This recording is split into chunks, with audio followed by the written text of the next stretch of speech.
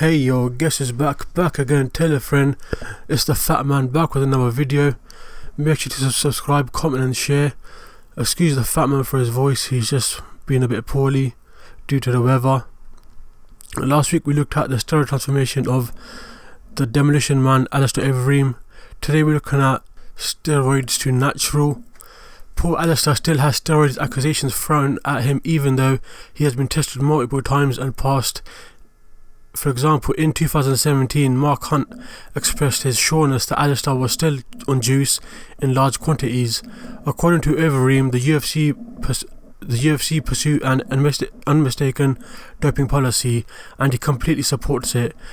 The UFC can check him and any other representative of MMA for the presence of prohibited drugs at any moment. He has been recently checked for doping several times.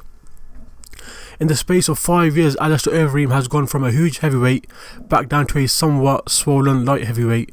After failing the Nevada state drug test in 2012, Overeem's long suspected steroid use was confirmed. Since that time, he's steadily come back down to the scale, losing his incredibly ripped physique, but has maintained a winning record. After 2 straight losses, the Reem put together a 5-1 UFC run before getting a shot at the UFC title at 203. Stipe Miocic KO'd Overeem in the first round.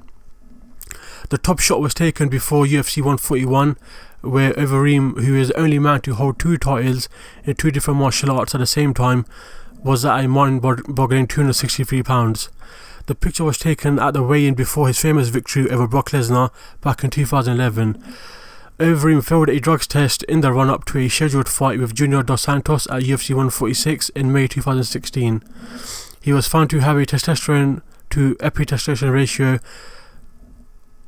at 14:1, more than double the Nevada State Athletic Commission testosterone ratio limit, which is 6:1.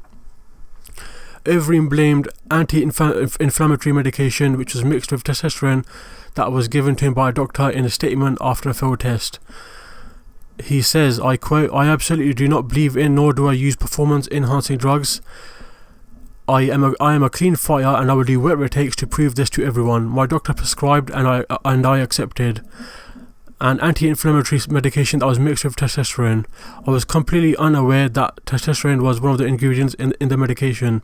Although I was unaware, I do realise that it's my job to know what I am putting into my body." End quote.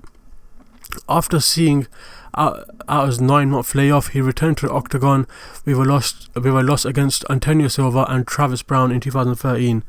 It was obvious that steroids were helping him winning fights, and once he came off steroids, he started losing.